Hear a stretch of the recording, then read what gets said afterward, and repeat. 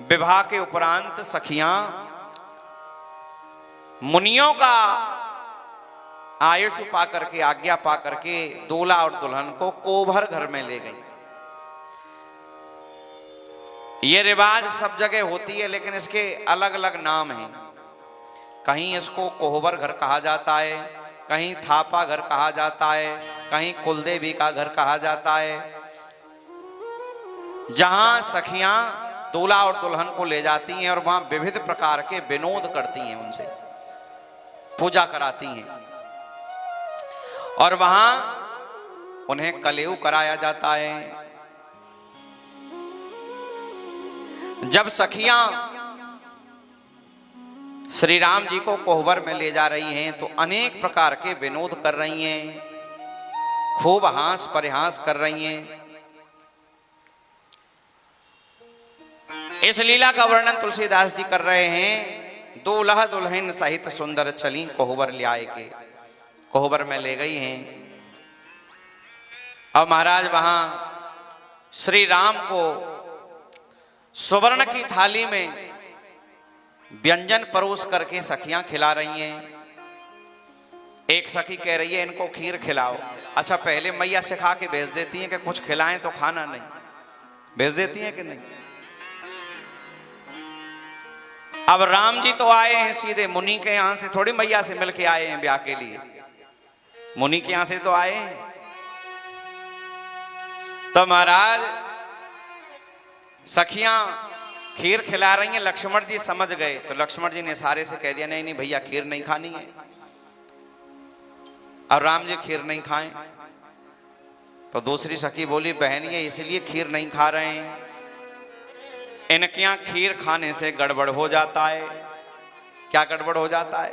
इनकी मैयाओं ने खाई थी खीर, खीर से ही तो ये पैदा हुए हैं, इसीलिए ये खीर नहीं खा रहे हैं, कहीं खीर खाने से गड़बड़ नहीं हो जाए। दूसरी सखी बोली कि इनके गड़बड़ थोड़ी होगी, ये तो पुरुष हैं। तो बोले नहीं नहीं, अयोध्या में पुरुषों को भी ये डर रहता है। क्यों? बोले इनके एक कुल में राजा हुए हैं यौवनाश्व, और यौवनाश्व के पेट से मानधाता राजा हुए थे, अपने पिता के पेट से। ये कथा भागवत जी में भी है, वाल्मीकि रामायण में भी है।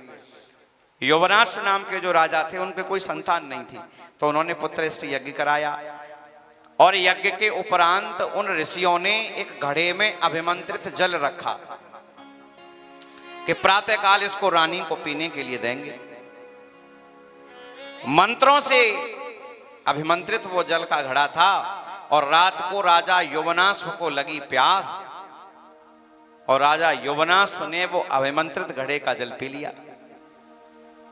सुबह जब उन ऋषियों ने कहा कि भाई वो घड़े का जल कहाँ है, हमें रानी को देना है जिसके लिए पुत्रेष्ट यज्ञ हुआ है।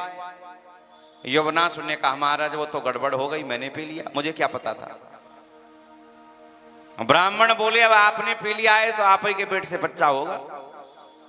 ऐसे कैसे? बोले कि वो निष्फल नहीं हो सकता, मंत्रों का प्रभाव है।